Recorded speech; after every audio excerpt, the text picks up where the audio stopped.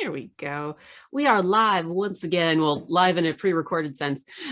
This is Pop Archives, and I'm Sam, your Pop Archivist. And today I am joined by archivist extraordinaire, Ms. Gayle Schechter. Gayle, welcome to the show.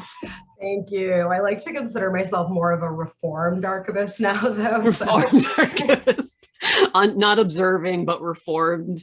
Yeah, exactly. Lapsed practicing, but... Yeah. The religious experience of archival makes sense. It makes sense. So today we are talking about a particular film, one that we had discussed a while back because Gayle is also an unfortunate previous possible guest of a podcast I was trying to do about a year ago-ish. We talked about doing a National Treasure, and so I brought you back to make you fulfill your promise. Yes, and you know what? It was my idea, and until a couple weeks ago when I watched the movie, thought I had seen it before and realized that I think I must have been confusing it with one of the other Nicolas Cage, Jerry Bruckheimer movies of that era. So yeah, so it was like I was seeing it with fresh eyes. Good.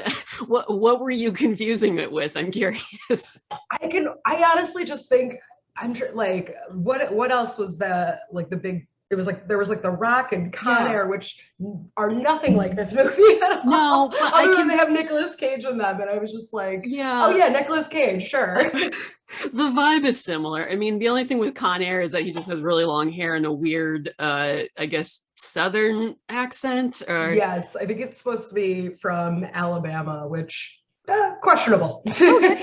As I'm not from Alabama, I cannot speak to the authenticity of it. I'm sure there are some people from Alabama who could speak to that, but yeah, it just sounds like that really generic, like I'm doing a Southern accent.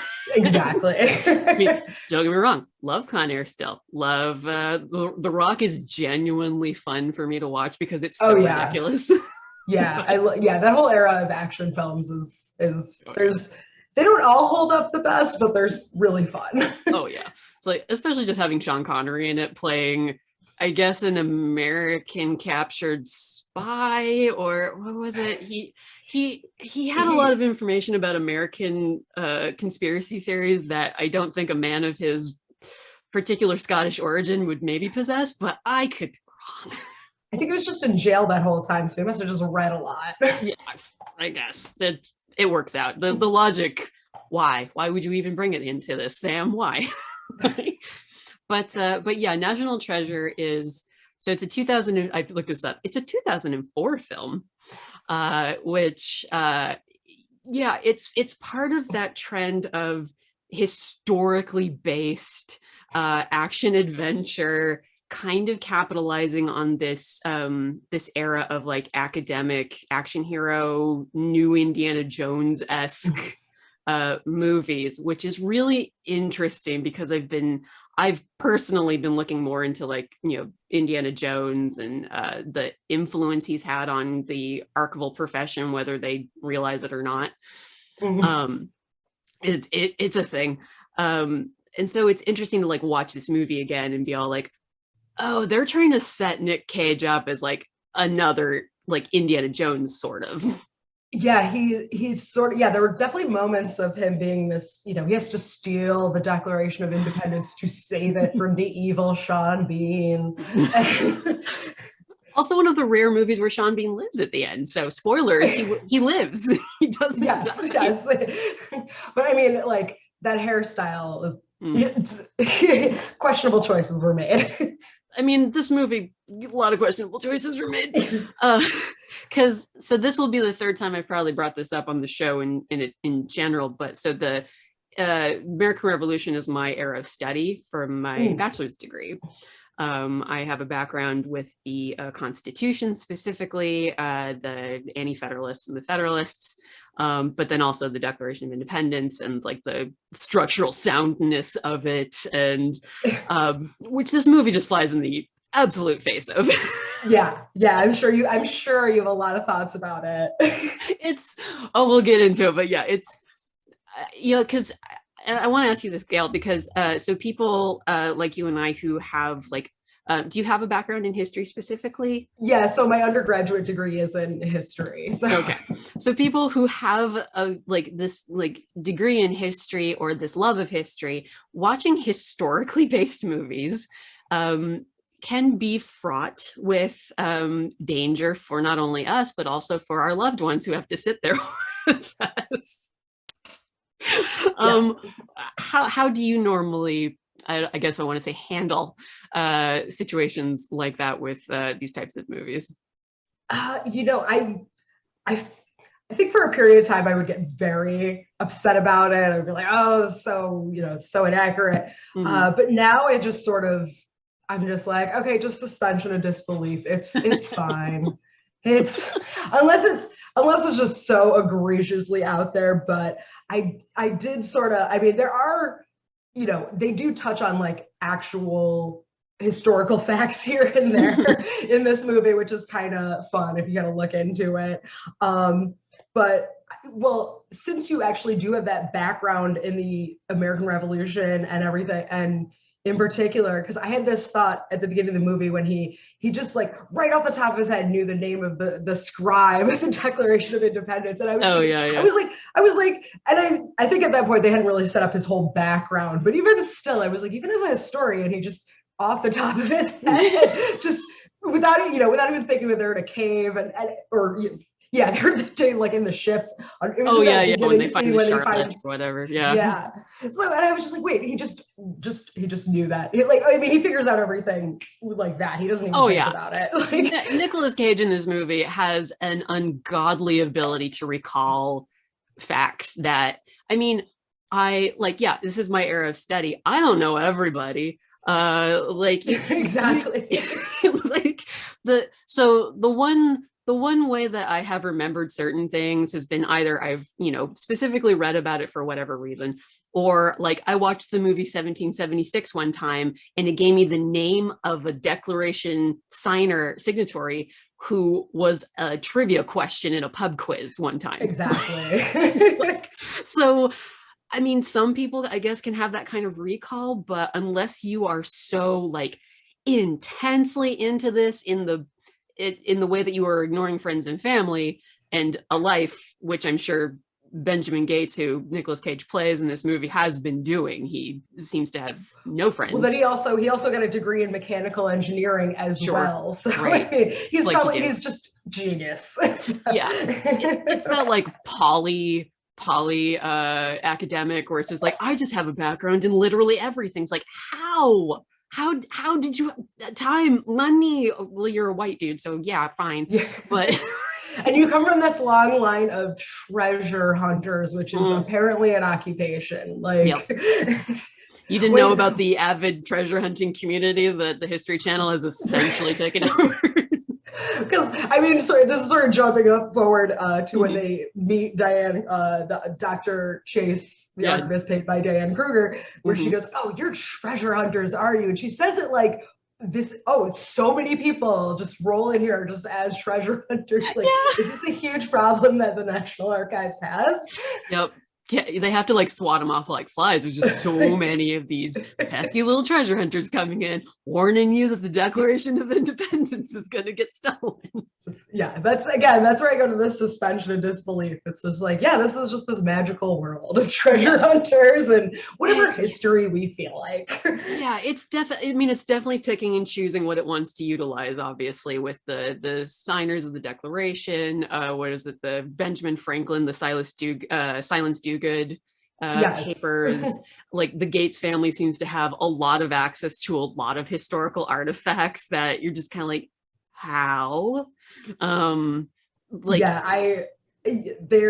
sort of allude to, like the sort of family has been sort of embedded in these circles since the Revolutionary era, but it's the sort of family tree, it's sort of tenuous, the line that they're making. Because it goes from because Christopher Plummer plays the grandfather, I believe.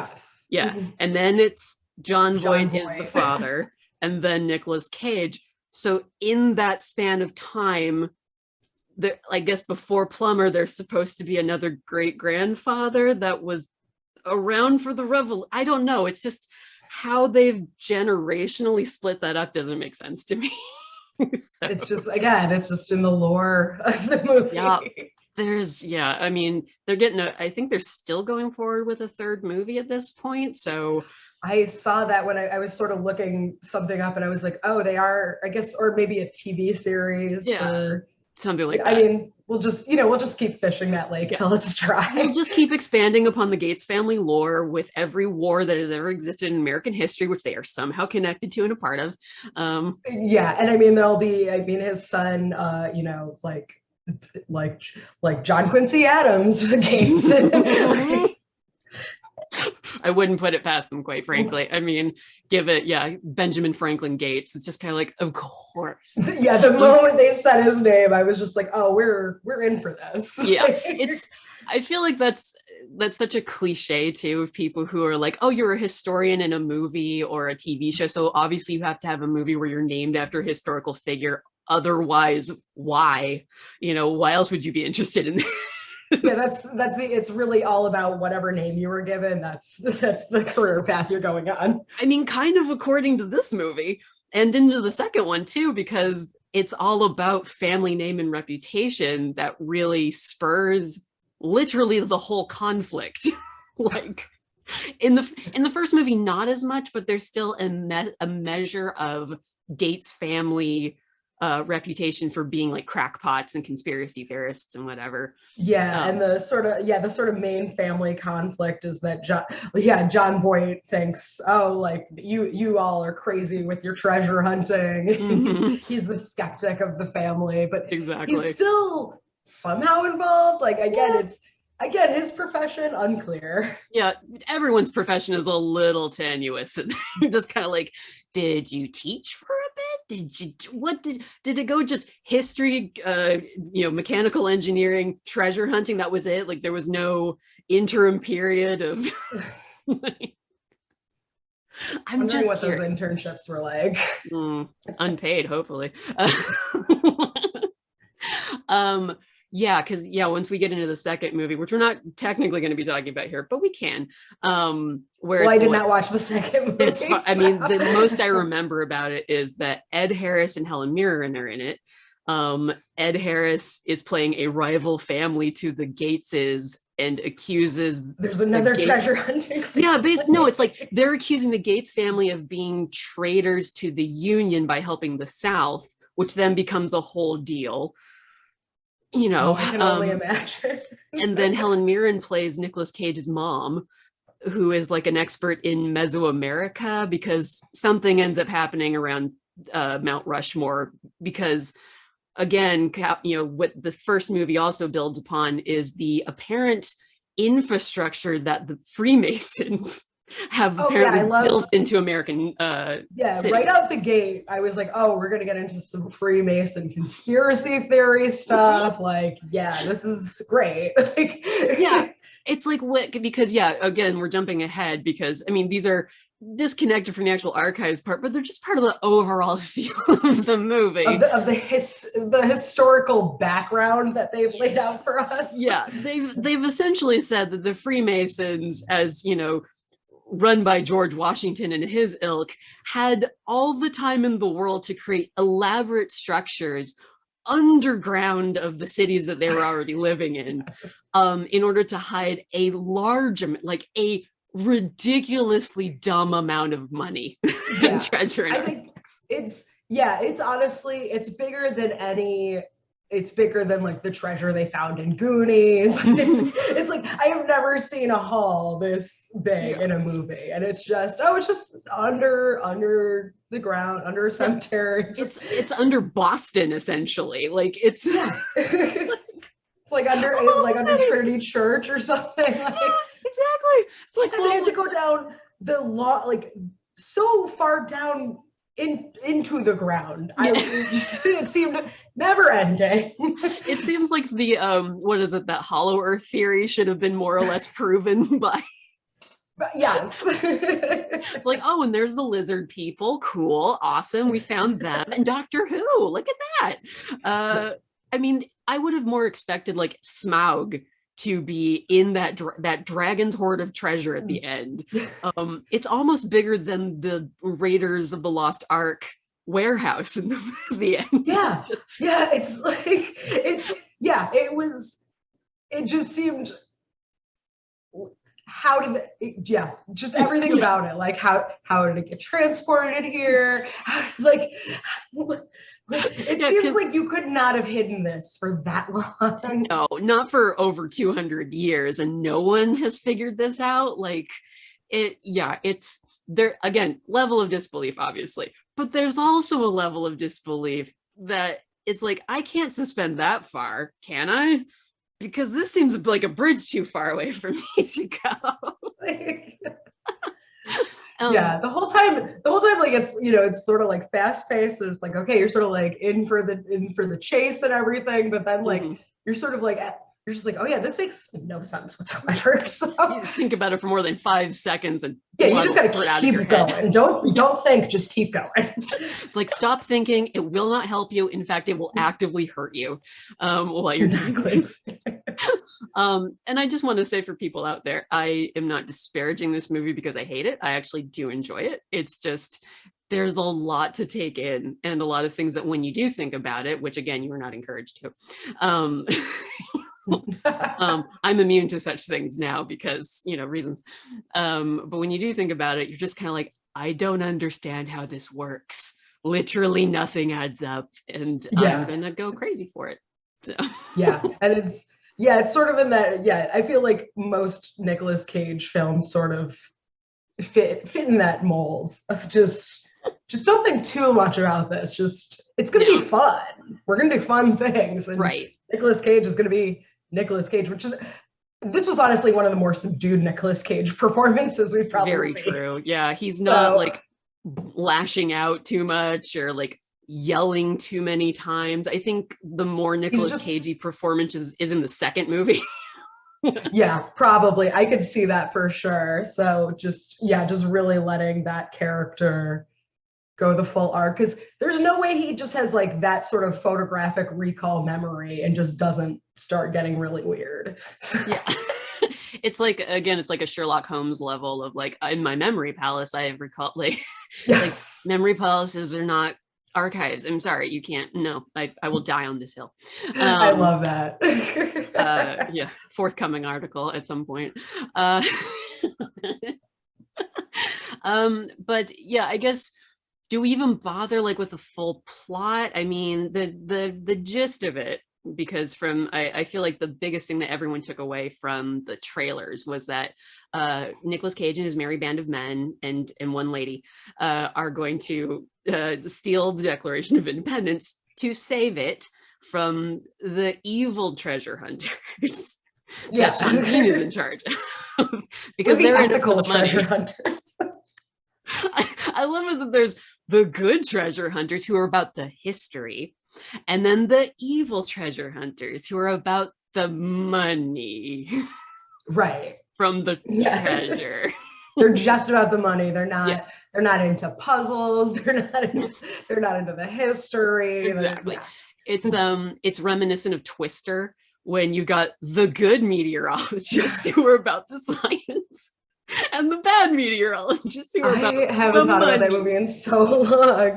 They really did that. They really were like, there's an evil meteorologist. It's, Bill Paxton, rest in peace. But I mean, again, another movie I unapologetically love, but at the same time, you're just like, evil and good, sellout meteorologist. Okay. Yeah, like the sort of like mid to late 90s through early 2000s was just like the sort of, we don't want a lot of character development. We're gonna just give you very, very obvious, like we're just no subtlety. It's like, why should we bother? I mean, you don't care about this, do you? You just want to watch a Twister go round and round. The big boom, right? Yeah. I mean, I think, there were a lot of disaster movies that were big at that time, like your volcano movies and your earthquake movies, and I mean, and they would come out, like there were 2 volcano movies in one year, then there were 2 meteor movies in one year. Yeah. They kept like copying each other, but As you do, as you should. Yeah. We had to cyclically go back to the 70s. I think they did a lot of the same stuff. So it's like, hey, the 70s did it. Why not us? I mean, Exactly. we're so much better than them. Take that, another decade. But yeah, so they're capturing the Declaration of Independence for the most part to protect it, so that they can then find this massive treasure that I believe in the movie they say is basically like a culmination of like the Library of Alexandria and like all these other like lost treasures that made their way to, it was like the Knights Templar that made its way across the ocean and everything. Yeah, that was sort of, they were like, all this stuff was gathered by the knights, and then they, you know, sort of evolved into the I mean, again, just keep up. We'll just moving on later, but we'll just we won't give an explanation. Just trust us. This is this is just the Freemason lore. So. Yeah, exactly. Everyone knows that the Knights Templar became the Freemasons, and thus the treasure was hidden under Boston during the American Revolution. We all know this. These are things everyone knows. Yeah, it's like it is known. It's like no one questions this. Regardless of the Da Vinci Code and every other movie that talks about like Freemasons and the Illuminati and the Knights Templar, you know. But yeah, that's the gist of the plot, is basically just get the Declaration, find treasure, somehow stop Sean Bean. And then there's also the late Harvey Keitel, who is playing a FBI director, who, spoilers, is also part of the Freemasons. That reveal of, oh, he's wearing the ring. Again, like I just love that the lack of subtlety of this era. Just like, why is he helping him? Well, look at his fingers. Again, love Harvey Keitel. Like, all the power to you, man. Whatever. I mean, everyone's enjoyable in the movie. It's like even John Voight is enjoyable, playing like a curmudgeonly, fumbling, doddering old man. He's very much at odds with Nicolas Cage, and it's the rebellious treasure hunting son. Screw you, Dad. I'm gonna be a treasure hunter. No, I wanted you to become a lawyer. I'm going to business school. So let's get to the National Archives, because it becomes a centerpiece of a particular movement, obviously, which begins with, the whole like, I'm going to steal the Declaration of Independence bit.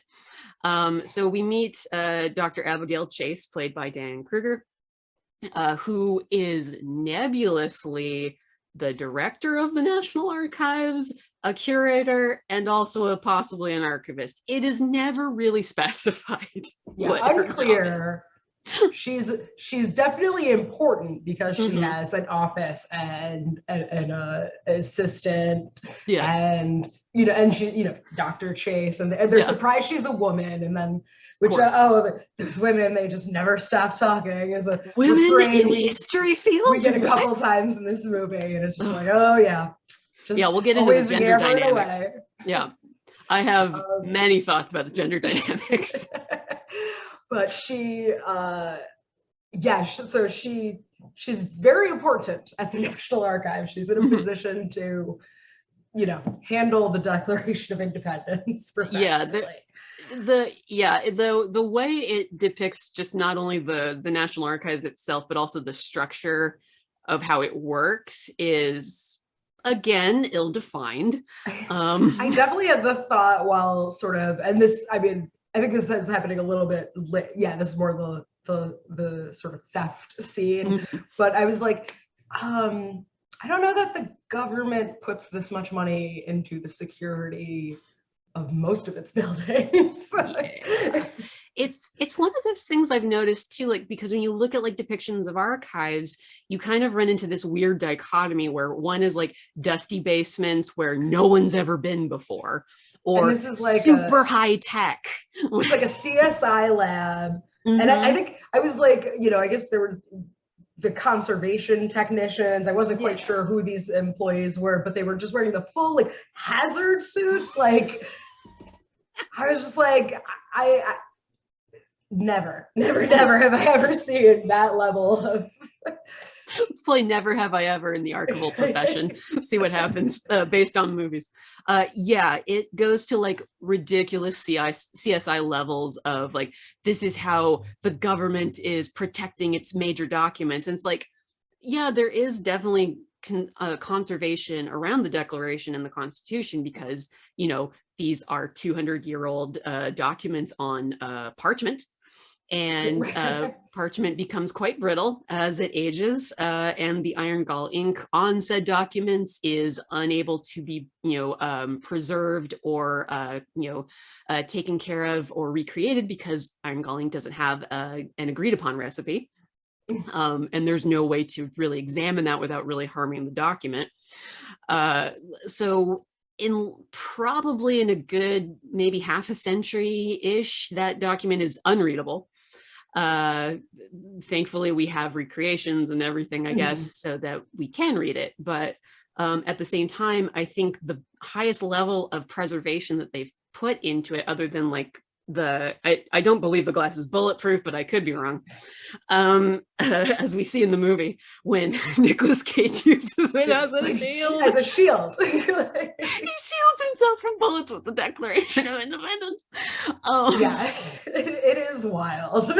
Which I guess if you want a statement about America, that could be it. Second Amendment, maybe. But well, that's the Constitution. Never mind. It doesn't apply.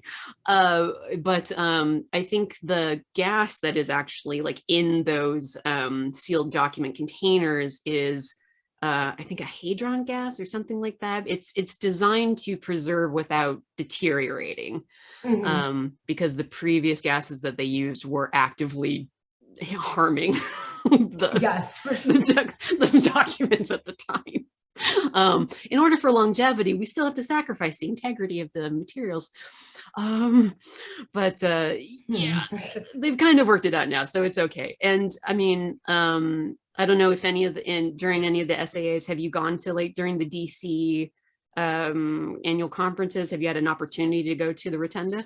So I actually haven't been to SAA when it's been in DC. But I mean, I have been to DC before, but I haven't been to the Rotunda. So. Okay. Yeah, I've gone to a couple of them. One of the first SAAs, Society of American Archivists annual events, that I went to as I think I was still in graduate school at the time.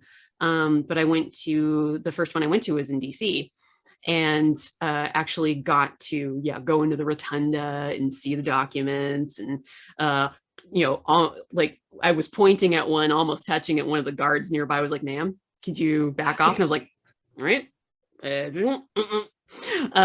is like, I'm not touching it at all.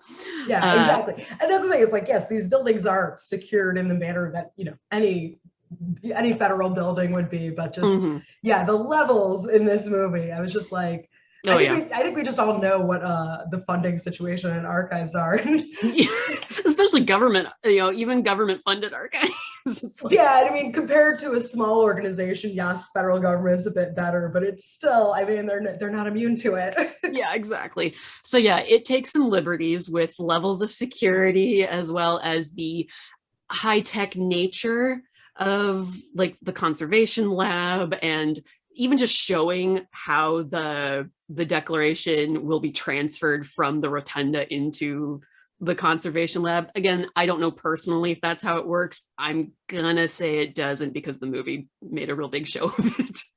Yeah, just in my knowledge of similar document transfers, they're definitely, I mean, depending on value of what's being transferred. There may be a certain amount of security, etc. Mhm. But yeah, not quite to the same extent. No. But yeah, so in order to steal it, Gates or Nicholas, we'll just call him Nicolas Cage.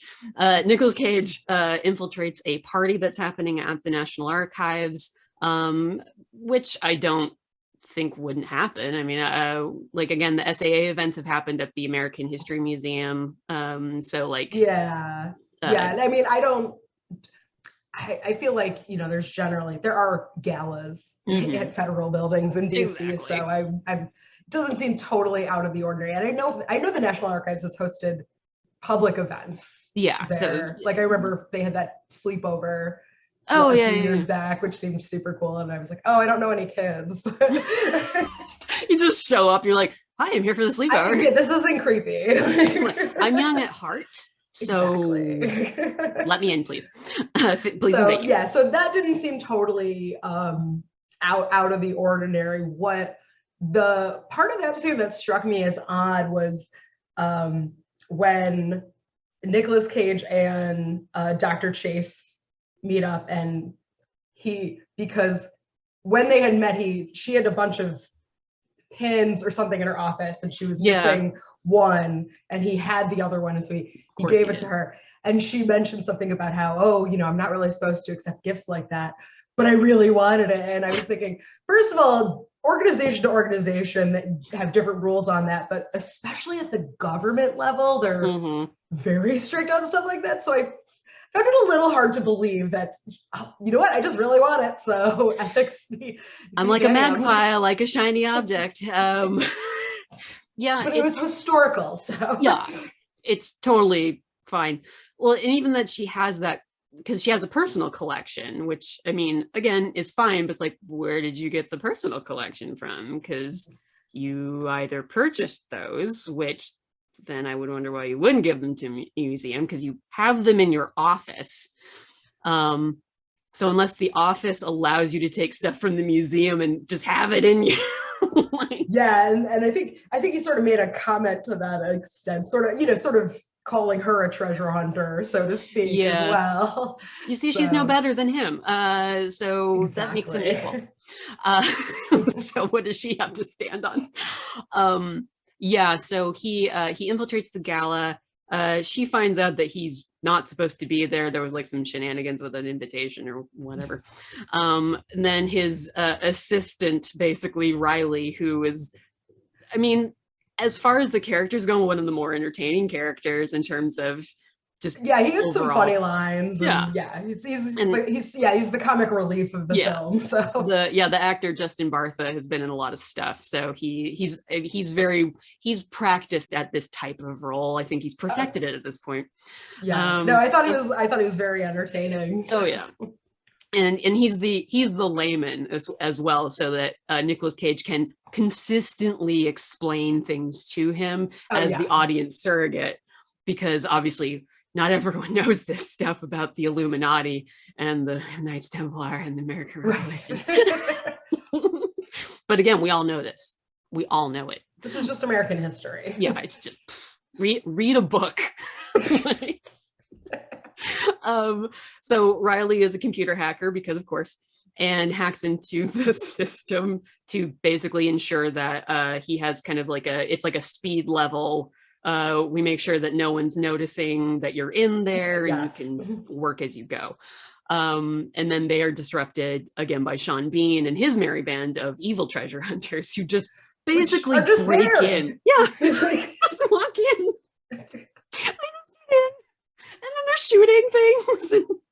It's just like, what, do they just tail you in? Like, how did this happen? Yeah, there's a lot of like people get to places and then everyone else just happens to be there and you have no idea how they got there. They just need to be there because plot. Exactly. If they're not there, then what's the point? Gotta keep this moving. Yeah, so like if we question everything, we'll be here all day.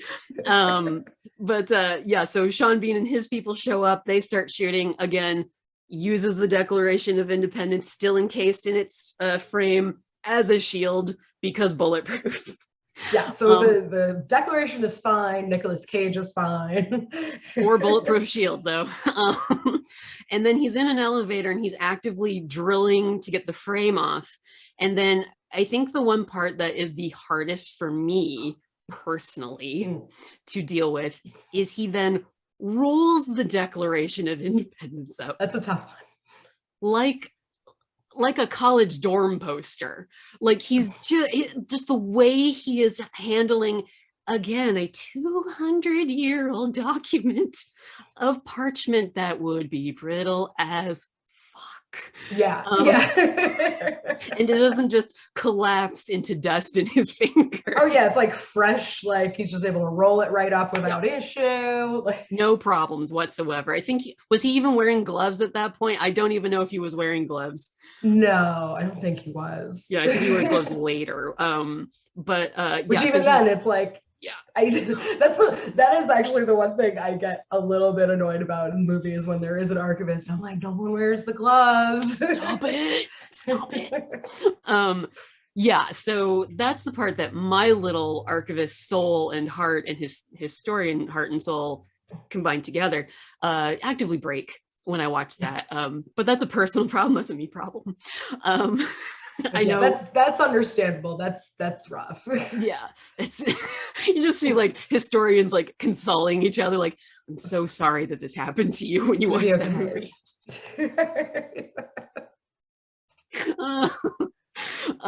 And then he basically does a little bait and switch by going into the souvenir shop. Gift shop. Yeah, gift shop, and buying one of the recreations of the Declaration that you can buy. Which is one of there's quite a number of sleight of hand moments in this movie. And I mean, granted, I'm always just like, wait, how'd that magician do that? Like, but it still seems a bit like, yeah, how did when could he have switched those out? He learned sleight of hand from Chris Angel, and he's a well-known and practiced what is that type of magician? Like, it's not street performer, but it's like they're like the ones that are just like in your face the whole time or something like that. Oh, there's a type of, that's gonna kill me, but whatever, I don't have time to figure it out. But he's that type. He's practicing it, not only history, engineering, but also magic. Yeah. What can't Nicolas Cage do? Nothing. I feel like Nicolas Cage, the person, just knows all these things as well. So he did it himself. He learned it all. So yeah, they get away with swapping it, and Sean Bean's team has the fake one, and then Abigail Chase chases them down essentially, like, and figures out that they have the Declaration because she sussed it out by the way Nicolas Cage talked to her, basically just broadcasting his intentions. Also, he knows telepathy. Yeah, that too. Yep. It's the way I remember it, because I don't remember the exact lines of dialogue, but he makes some comment and he's just looking at Diane Kruger, and the way that the camera like just does the back and forth on them, it's just like, she knows exactly what he's thinking, and she knows he's going to steal the Declaration of Independence. Therefore, she is going to intercept this. Yeah. And then she just gets kidnapped. So yeah. I feel like it's really necessary that we talk about the fact that the archivist of the United States, essentially, seemingly, because the way that they have placed her in this hierarchy is quite high. Yeah. If she isn't the actual like archivist for the United States, which again, I don't know if there are requirements on this, but she's German born. So again, I don't know if that's a requirement that you have to be American born to be the archivist of the United States. But yeah, we would have to probably ask someone. Yeah. If you are part of the National Archives, please let me know if that's a thing. Yeah. As far as I know, it's not. But anyway, so given they have placed her at some level of importance, her missing would probably be a big deal. Just a little bit. So yeah, so a part of this plot also requires a kidnapping to occur of a highly important figure in government work, who then just goes along with it because she's gonna protect the Declaration in her own way. Exactly. She's too. Yeah, I mean, if you're gonna do this anyway, then I might as well also break the law. Yeah, I will give them this. I admired that mentality, that's her sole reason. I mean, it's at first for sticking with this, because she's just like, you guys are idiots. I'm gonna be the adult in the room and actually like make sure everything's, good. But then they take her to his dad's house where they have their mini lab set up. That's just, garbage bags and a bowl of lemons. Yeah, they're like, we're gonna lemon juice and a hair dryer on this document, like it's not gonna just like, yeah, like poof, just blow away. Yeah, like because the whole conceit is that there's the map is essentially leading them to the Declaration that will then lead them to the next, and it's segment. in some invisible ink. Yeah, because conspiracy theories once again, Knights Templar, American Revolution, all is known. Just everybody recall this. This is how this works. So Abigail joins the merry band. And I want to talk about this now because in my like rewatching of the movie, as much as I enjoy it, the gender dynamics of Nicolas Cage and Diane Kruger's characters really stood out to me this go around. And I don't know if how much did that stick out for you, Gayle?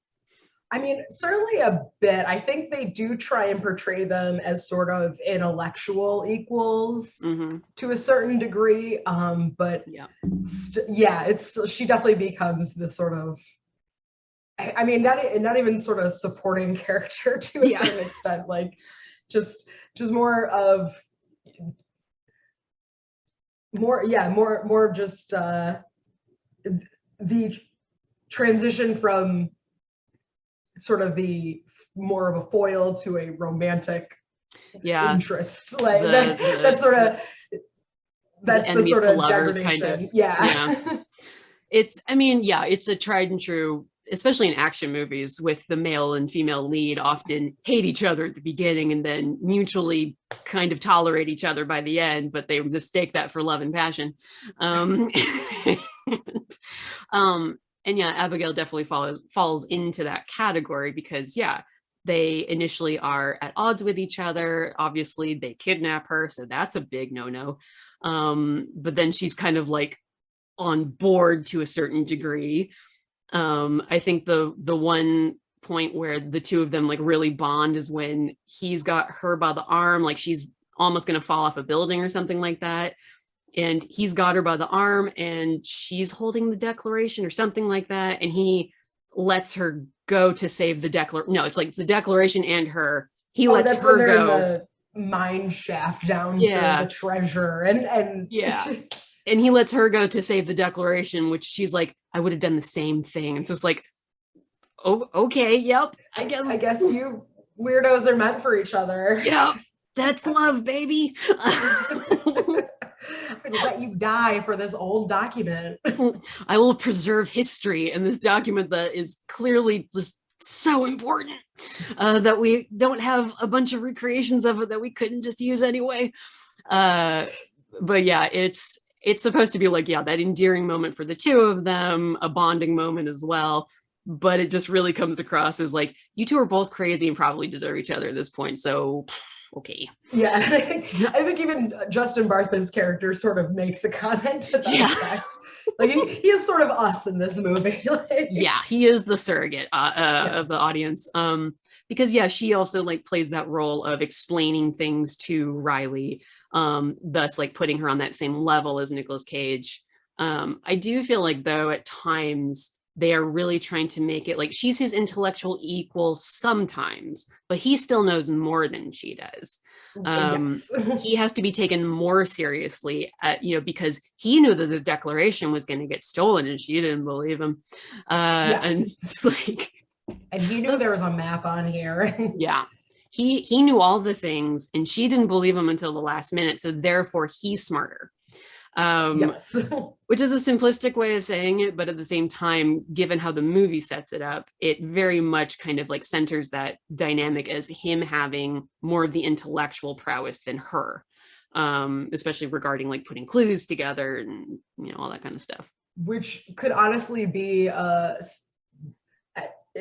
some, with some people, that could be the dynamic of our archivist and researcher, perhaps. It's very true. Yeah. Depending on the researcher.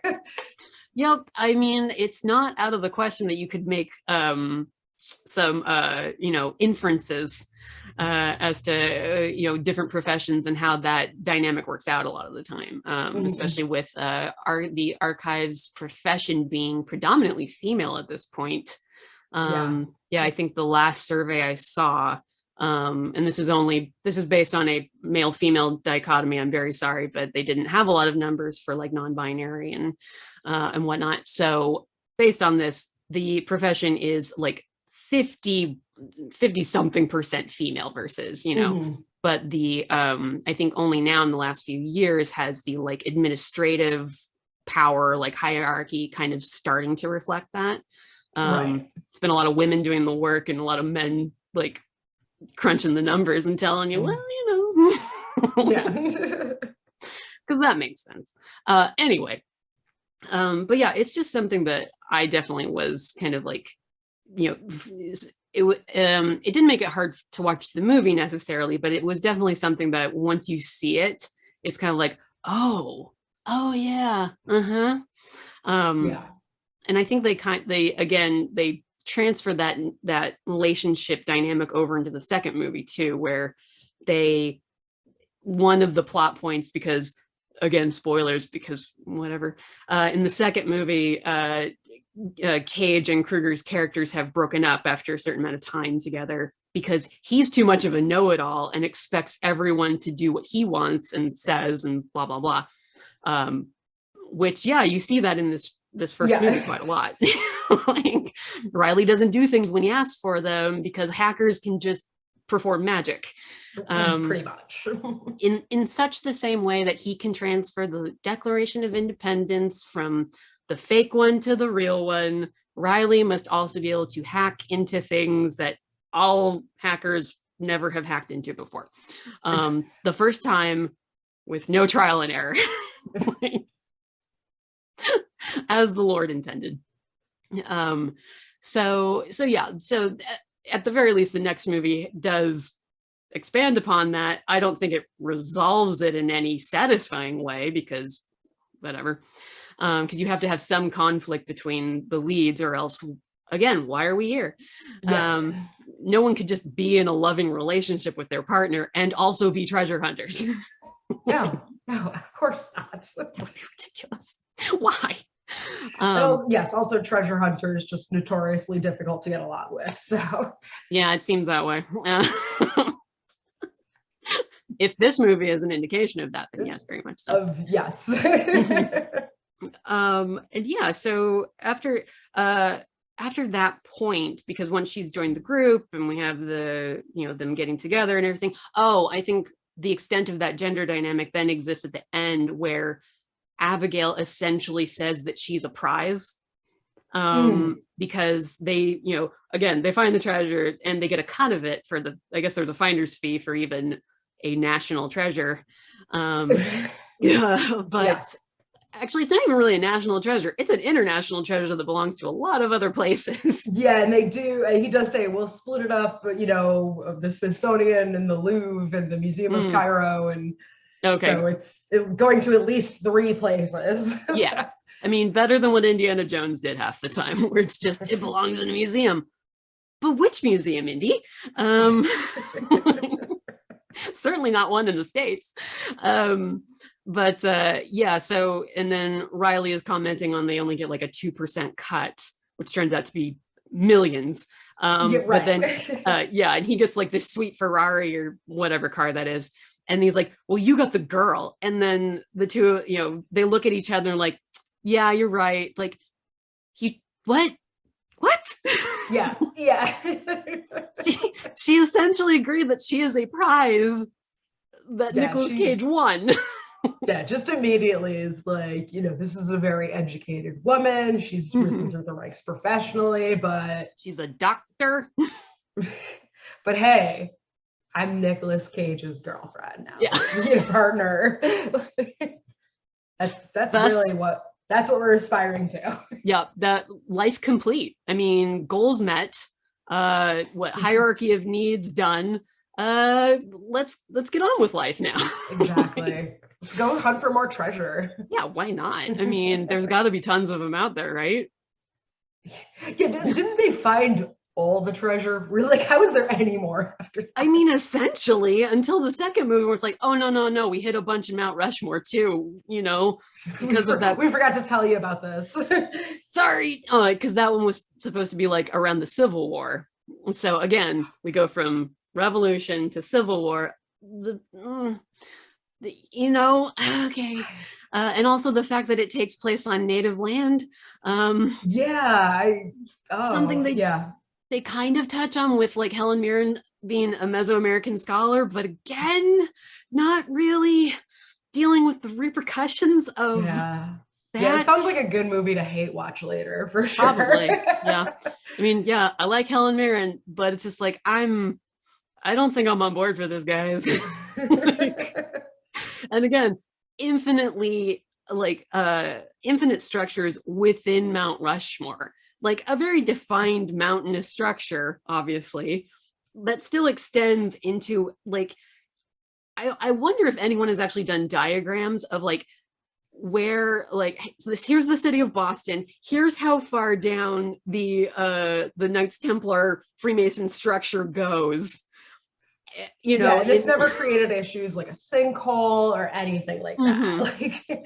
Like never mind when they had to like take cobblestone out and put in pavement, like the actual civic engineering that goes into like recreating a city. And we just had this big hole in the ground and it just never created any issues. Nope, no one ever bothered to look into Trinity Church. We just assumed everything was fine. It's sacred. So. Yeah, despite the fact that it's a historical site, we probably need to maintain it to a certain degree. Nope. No, it's not going to sink in the ground, guys. It'll be fine. It's fine. Boston's above sea level, right? We're good. Is it? I don't know if Boston's above sea level. I live there and I don't even know. You heard it here first, folks. We don't know if Boston is above sea level. I think it is. I mean, maybe. But I would love to see like if someone can link me to a diagram, if someone has done that, I would appreciate that for the rest of my life, of like the first national treasure, like how that stacks up, and then also in Mount Rushmore how that works, because I need the blueprints for these structures. I'm genuinely fascinated by that, like how it looks structurally. Because and you're thinking about how long ago it was built. But I guess it's supposed to be in that like, oh, how did they build the pyramids kind of lore. Aliens, we all know this. Yes. It was a Stargate. And so similarly, we stole that mountain. Yep. We're not going to talk about it too much. No, it's really about these two white families and how they're struggling with their reputation around the Civil War. Oh wow, yeah. I'm gonna definitely buckle up for that one later for sure. I can only hope that if they do a third movie or a television show, that so you have Revolution, you go Civil War, the most logical one to follow, where you could still get away with everyone not knowing that you've built some kind of weird structure. I want to say maybe like the 20s, so like the Prohibition era. I feel like, because that's when you have a lot of your rum running, your tunnels and secret passageways, all that kind of stuff, which could be interesting in the right hands, but I don't really trust these people. No, I don't either. But yeah, speculation wise, like because you can't really, like in terms of wars that have happened on American soil, that you could get away with all of these like particular things. not really many more, except for like, well, no. Hmm. Spanish American War. Because I mean, you could do like Teddy Roosevelt and the rough. No, I don't think But there's that enough to was, go on that. yeah, and I think most of the fighting was not Yeah, it in was the in like continental US. Central So. America. Well, you could, Central America maybe.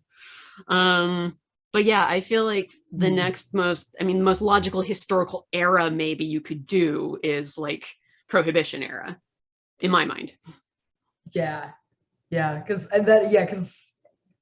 then even still, yeah, you bring it much further than that, it's getting a little too close to modern era beginning. Yeah. And then, where you'd have to make a lot of excuses for like technology hasn't picked up on these things, like how people didn't notice you were doing it. But then again, like if we go by Indiana Jones terms, which I always do, in the fourth movie that some people acknowledge as part of the franchise, they essentially got rid of an entire rainforest and no one really cared or gave a damn.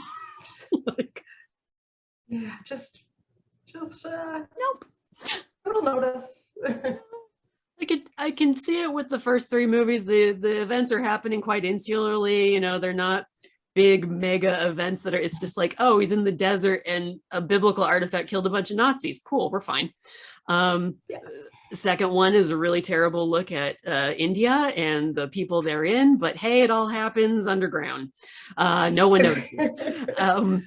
And the third movie, once again, Nazis, but it's in Tunisia in the one of those temples. Oh, it's that beautiful like templescape that they always use in a lot of movies.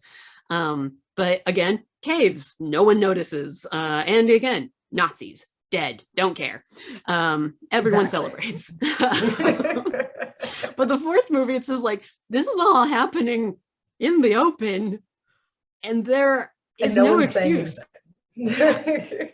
I don't think you noticed that that's a huge swath of rainforest that just got sunk into the ground. But you do you, movie.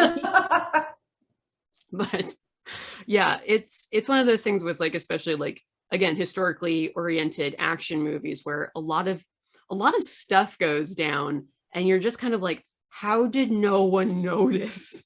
Right. Just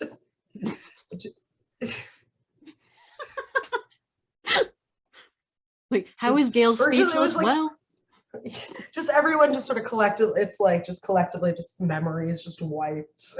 Yeah, the only excuse is really Men in Black or Doctor Who show up and they're just kind of like, all right, none of you saw anything. Which ties into the fact that, yeah, it was probably aliens. Yeah.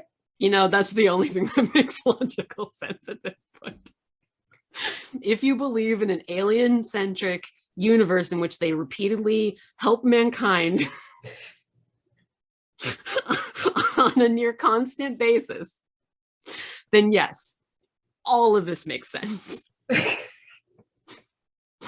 We've proven it, Gayle. We've done it. We solved it. I mean, it's done. I think we've solved history. It's over, folks. Yeah, we peaked. Man, this is unfortunate. I thought it would at least be another 20 years before I made that kind of a significant headway, but okay. Here we are. All right. Well, given that we've solved history, is there anything else about this movie you feel like we haven't touched on that has maybe been plaguing you in your dreams and thoughts? No, I think we hit all my greatest concerns, which about this movie. But yeah, I mean, I did not. Once I realized I had not seen it, I didn't have high expectations for the historical accuracy of it. Mm-hmm. So, but overall, I thought everyone was, doing fine work. Oh yeah. Again, I don't hate this movie. There are a lot of movies I could absolutely truly hate, but this one is not even on the top 10. It's totally watchable. Like there's movies that are just unwatchable. Like this is entertaining. I mean, you don't want to think too hard about it, but it's entertaining. Yeah, you can still it's still like a popcorn movie, and it's still fun. Some of the dialogue is still tolerable, but it's overall like as an American historian, it's nice to like see the revolution kind of like highlighted, especially when I think roughly in this same era you have a movie that I still find unwatchable, which is Roland Emmerich's Patriot, which is the Mel Gibson rah rah America, that one I actively loathe with the fury of 1,000 suns. But actually, I was going to ask Gayle, is there a particularly historical movie that you, you just love to watch, or you would recommend that people watch? Historical movie. Yeah. Just given the material that we're talking about. I should have come prepared. I had not thought of that. I could have also asked you ahead of time, be like, hey, have some ideas in your head. Yeah, I'm trying to think of anything I've seen recently that was good, or even in the past. I don't know why it popped into my head, and I haven't seen it in forever, but I really did enjoy the Frida Kahlo biopic that Salma Hayek did. Oh yeah, that was so good. I don't know why that just popped in my head, but I think maybe I need to go watch that again because she's fantastic in it. So. Oh my God. So that's a good one. Yeah. Who was it who was playing Diego Rivera? Was that Alfred Molina? Alfred Molina? Yeah. It's like I think the two of them they were amazing. If you want another version of Frida Kahlo and Diego Rivera, I would recommend Cradle Will Rock. Which is a Tim Robbins directed, I think you wrote it, movie, but it's about the theater program during the Depression that took place in the 30s, and then also the musical The Cradle Will Rock that was illegally performed after the unions were shut down. So I really actually enjoyed that movie still. Highly recommend that one. Let's see, Band of Brothers is always a good one too. Trying to think. Oh, American Outlaws. I don't know if you've ever seen that one. I know of it, but I have not seen it. A very loosely based off of historical events of the life of Jesse James and his brother Frank and the James Younger gang. It's so off base in terms of its actual like history, but still watchable. Like Colin Farrell plays Jesse James, and he's just cute as a button in that. Although I will say the one thing that does irk me about that movie is that, so again, this is another era I have a fascination with, which is the Wild West and the outlaws and whatnot. So the James brothers' mother, Zerlinda James, was a badass. That woman survived a bomb explosion that took off her arm and still was alive and kicking. She survived Jesse. I don't think she survived Frank, but yeah, she survived Jesse. In the movie, they have her die by that bomb. And I was so mad. Like, that was the one part of that movie where I was like, you do not kill Z James. Yeah. This woman lived. You do no. And Kathy Bates played their mom, but she was also cool. So. Yeah, she's definitely a badass. So yeah, it's a good casting at least. Exactly. Yeah, I enjoyed that movie despite it being wildly inaccurate to the lives of Jesse and Frank James. But yeah, I mean, I feel like that there are just a lot of like well done enough historically based movies that you can get some entertainment and enjoyment out of them. Absolutely. Even the ones you hate, you can kind of like, anyone watches something to snark about. So oh yeah, I know in my circle sometimes it was just like, let's put this movie on and talk over it because it's so dumb. Yeah, exactly. Well, I feel like that's the end of the episode there. Gayle, thank you so much for coming on the show. I appreciate thank you for having me. This was a blast. Yay. Where would people want to find you should you wish to be found online? You can find me on Twitter. My handle is at AKA Gladys. Mm-hmm. I will also encourage you to follow my organization's account, which is the Digital Library Federation, and you can follow us. It's at ClearDLF. It's spelled CLIRDLF. And I will link all of these in the description as well. Okay. Yeah, just in case. And yeah, you can always find me on Twitter at darling_Sammy, SAMMY. I don't know why I spell it out, but I do. And also go to poparchives.com, where you will find many of the articles that inspire these talks. There is one about National Treasure where I touch upon a lot of these same points. So if you want repetition, just stuff written down, please go and read it. And if those of you out there would like the video, subscribe to the channel, because that's what you do. You can also recommend any archives-based media in the comments, or email popculturearchives.com@gmail.com. There we go. Again, I'm good at this. And yeah, send recommendations for things that maybe I haven't previously talked about, or, you know, articles that you would want to see turned into like an episode like this. Always recommended. And I have a master list I'm working from, so odds are I might have it or I might not. I don't know. But again, thank you, Gayle, so much for coming on. You'll have to come on again. I'm sure we'll find something else to talk about. Oh, absolutely. Yeah, we'll be in touch. All right. But bye, everyone. Thanks. Bye.